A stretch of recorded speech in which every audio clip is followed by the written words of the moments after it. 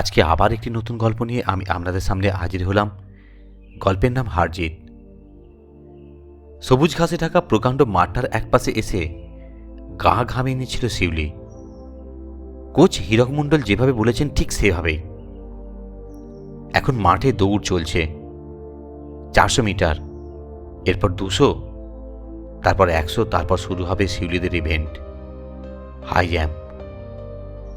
হাতে আছে বড় জোর আধ ঘন্টা সময়, তার মধ্যে চনমনে করে তুলতে হবে শরীরের পেশিগুলোকে।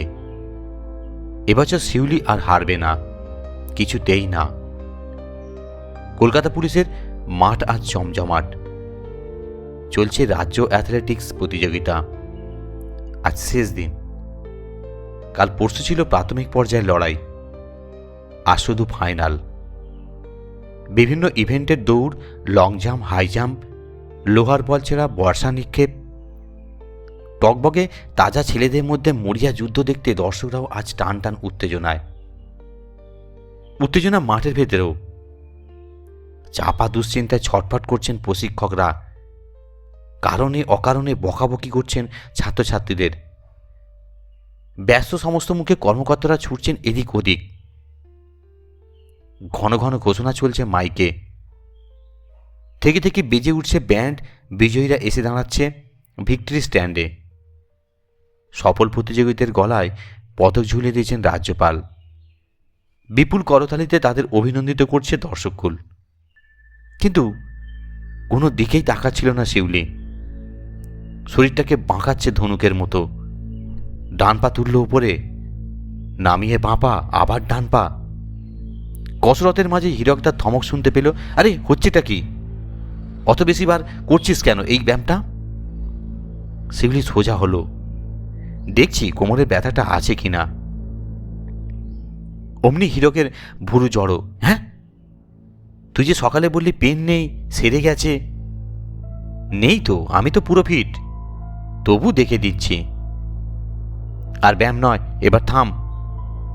চোখ বুঝে মনকে কনসেন্ট্রেট কর, আর আমি যা বলছি চুপচাপ শুনে যা। ব্যাস, শুরু হয়ে গেল হীরক মণ্ডলের ভোকাল টনিক। পুরোপুরি খ্যাপা লোক এই হীরক মণ্ডল।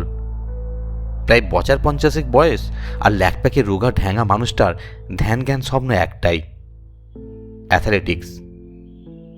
নিজে এক সময় মোটামুটি নাম করা দৌড়বিদ ছিলেন। ন্যাশনাল মিটেও গেছে কয়েকবার। বিয়ে থা করেননি, কিন্তু চাকরি করেন সরকারি দপ্তরে। গাঁটের কুড়ি ঢেলে গাদা গাদা বই কেনেন অ্যাথলেটিক্স প্রশিক্ষণের জন্য। আর ভোরবেলা মাঠে এসে হরেক রকম পরীক্ষা নিরীক্ষা চালান কচি কাঁচাদের ওপর। তার কড়া ট্রেনিংয়ের বহরে অধিকাংশ ছাত্রছাত্রী পালিয়ে হাঁপ ছেড়ে বাঁচে। শুধু এক শিউলি যা টিকে আছে অনেক দিন থেকে, প্রায় 2 বছর। সেবার রবীন্দ্র সরোবর স্টেডিয়ামে শিউলিদের স্কুলের স্পোর্টস চলছিল। প্রতিভা আবিষ্কারের নেশায় অনবরত চরকি খাওয়া হীরক দেখেছিলেন দাঁড়িয়ে দাঁড়িয়ে। হঠাৎ মেয়েটাকে দেখে চোখ পড়ে গেল। আরে, ওই শিরিঙ্গে মেয়েটা বেশ লাফায় তো।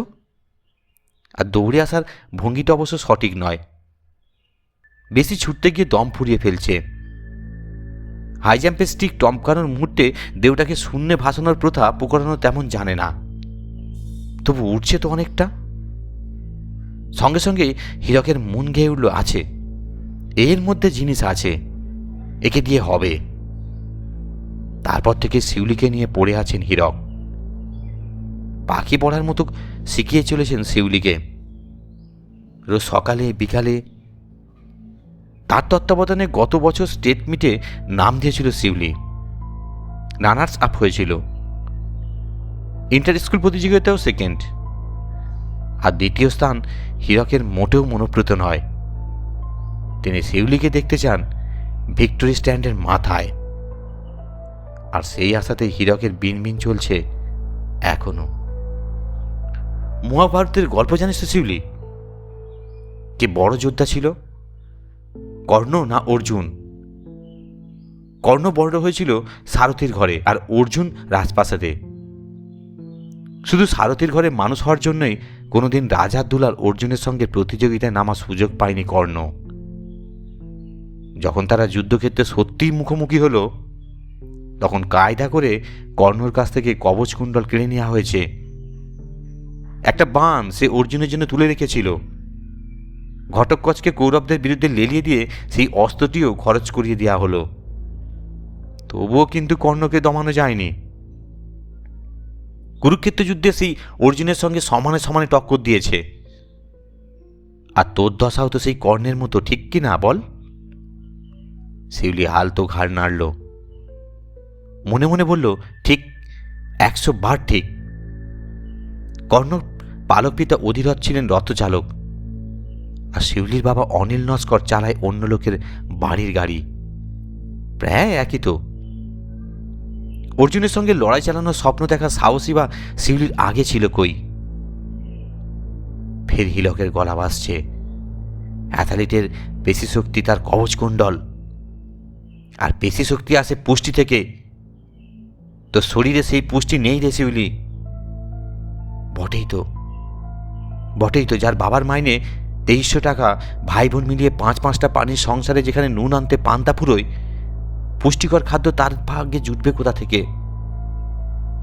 কর্ণের তো তাও জন্ম থেকে কবচকুণ্ডলটা ছিল, কিন্তু শিউলির তো তার কোনো কালেই নেই। হীরকের গলা এবার নিচু গ্রামে। ফিসফিস করছেন আর বলছেন, কত বাধা বিঘ্ন অতিক্রম করে কর্ণকে অস্ত্র শিক্ষা করতে হয়েছিল ভাব। ঠিক তোর মতো, তাই না? সে আর বলতে, পরশুরামের কাছে আত্মপরিচয়টা পর্যন্ত গোপন রাখতে হয়েছিল কর্ণকে। সেদিক দিয়ে শিউলির কপাল অবশ্য কর্ণের চেয়ে অনেক ভালো, কারণ হীরক মণ্ডলের মতো একজন গুরু পেয়েছে তো, যিনি স্বেচ্ছায় শিউলিকে পান ঢেলে শেখাচ্ছেন। মেয়েদের স্কুলে মাইনে লাগে না বলে পড়াশোনাটাও এখন চালিয়ে যেতে পারছে শিউলি। তবে বাধা বিঘ্নটা তো আছেই। মা তো রাত দিন শোনাচ্ছে, গরিবের ঘোড়া রোগ মানায় না শিউলি, সারাক্ষণ মাঠে মাঠে ছুটে এবার বন্ধ কর। বড় হয়েছ, ঘরে কাজকর্মে এবার মন দাও, মার কথা মানে শিউলি। কিন্তু গরিব হওয়াটাই তো তার সবচেয়ে বড় বাধা। কি করবে? রক্তের ভেতর হাই জাম্পের নেশাটা ঢুকে গেছে যে। নেহাত হীরকদা পাশে আছেন, আর বাবাও খানিকটা উৎসাহ দেয়, তাই না ঠেলে ঠেলে এগোতে পারছে শিউলি। আবার হীরকের গলা কোনো কিছুতেই কিন্তু কর্ণ হার মানেনি, উল্টে না জাহাল করেছিল অর্জুনকে। সারথী কৃষ্ণ না বাঁচালে কর্ণের নারায়ণী বাণে অর্জুন কিন্তু আগেই ফৌত হয়ে যায়। তোরও কিন্তু নারায়ণী বাণ আছে, তোর জেদ। আজ মাঠের লড়াইয়ে কোন কৃষ্ণ কিন্তু অর্জুনকে বাঁচাতে আসবে না। নিজের মনে বারবার বল, পারবো পারবো পারবো। শিউলির গায়ে কাঁটা দিল, বিড়বিড় করে বলল, পারবো, হ্যাঁ আমি পারবো পারবো। এবার চোখ খোল, ওই দেখ তোর অর্জুন মাঠে এসেছে। চোখ খুলল শিউলি, সঙ্গে সঙ্গে শরীর শক্ত হয়ে গেছে।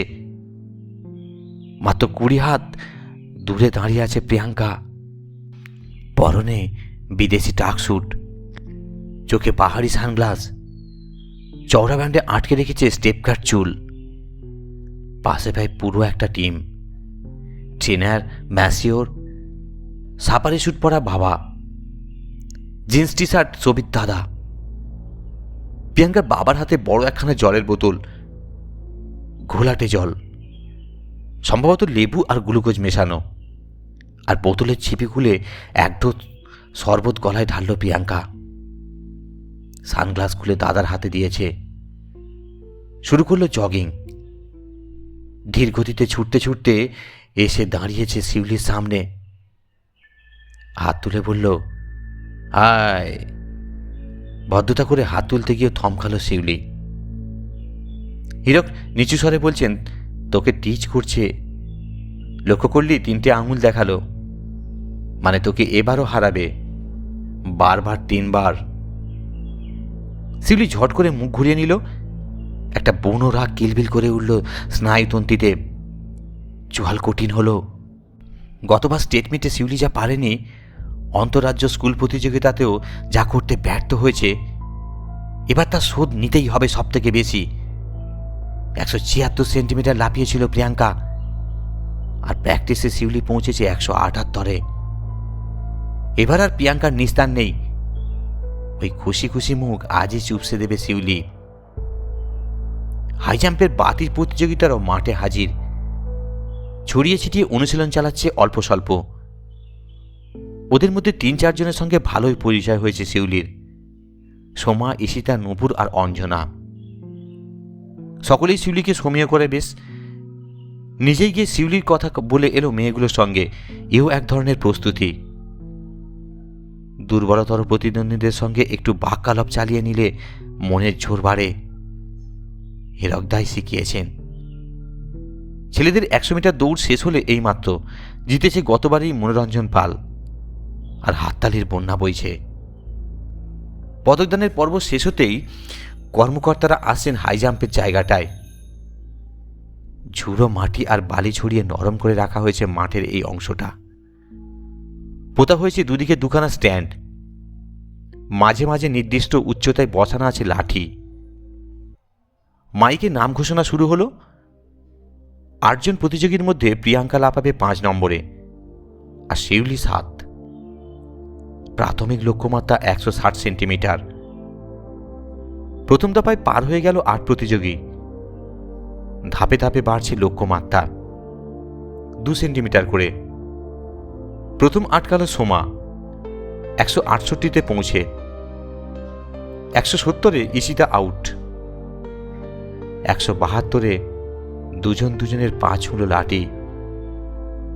আর 174-এ আটকে গেল আরো 2 জন। রণাঙ্গনে এখন শেষ 2 প্রতিদ্বন্দ্বী, প্রিয়াঙ্কা আর শিউলি। লাঠি এখনো 76-এ। প্রিয়াঙ্কা ছোট্ট দৌড় শুরু করলো, প্রায় লাঠির সমান্তরাল ভাবে, একটু কোণাচে করে। অসাধারণ ক্ষিপ্রতায় তুলে দিয়েছে শরীর, লাঠি প্রায় ছুঁয়ে ফেলেছিল পা। নিপুণ দক্ষতায় শেষ মুহূর্তে পা তুলে নিয়েছে। ডাকসুট পরা ছন্দময় প্রিয়াঙ্কা পড়েছে ওপারের ঝুড়ো মাটিতে। কি আশ্চর্য, প্রিয়াঙ্কা ওঠে না কেন? মাটিতে পড়ে ছটফট করে কেন? ট্রেনার দৌড়ে এলো, মাঝাকোলা করে সরিয়ে নিয়ে গেল প্রিয়াঙ্কাকে। অবলীলায় 176 পার হয়ে গেল শিউলি। এবার 178। ম্যাসিওর দক্ষ হাতে প্রিয়াঙ্কাকে ম্যাসেজ করছে অদূরে, আর ট্রেনার আর ম্যাসিওরের সাহায্যে প্রিয়াঙ্কা উঠে দাঁড়ালো। তাদেরই কাঁধে ভর রেখে পৌঁছেছে দৌড় শুরুর জায়গায়। দুপা মাত্র ছুটেই গড়িয়ে পড়ল মাটিতে, কাতরাচ্ছে যন্ত্রণায়। হ্যামস্ট্রিংয়ে টান ধরেছে। এই মুহূর্তে তার উঠে দাঁড়ানোর ক্ষমতা নেই। আবার শিউলির পালা। ছোটা শুরু করার আগে একবার চোখ বুঝল শিউলি, নিশ্চিত জয়, নিশ্চিত জয়। কিন্তু হঠাৎ মহাভারতের ছবিটা মনে পড়ে যায় কেন? কর্ণের রথের চাকা গেঁথে গেছে মাটিতে। কর্ণ টেনে তোলার চেষ্টা করছে রথ। অর্জুন ফাঁকতালে কেটে ফেলল কর্ণর মাথা। আর অর্জুনের রথের চাকা মাটিতে ডুবে গেলেও কর্ণ কি একই আচরণ করত? বিধ্বস্ত অর্জুনকে হত্যা করত কর্ণ? শিউলির ভূতের থেকে আরেকটা শিউলি বলে উঠল, কখনো না, কখনো না। কর্ণ অত নিচে নামতেই পারে না।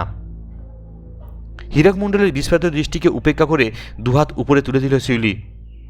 সরে এলো ছোটার জায়গা থেকে। মনে মনে বলল, আমি তোমাকে লড়েই হারাবো প্রিয়াঙ্কা, কিন্তু আজ এভাবে নয়। ধন্যবাদ। গল্পটি শোনার জন্য অসংখ্য ধন্যবাদ। আপনারা সুস্থ থাকুন, ভালো থাকুন, এই কামনাই করি।